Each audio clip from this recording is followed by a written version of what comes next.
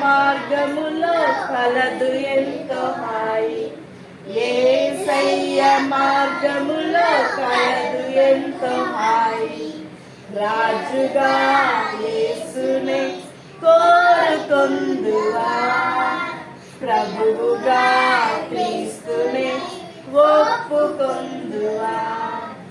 రాజుగా యేసునే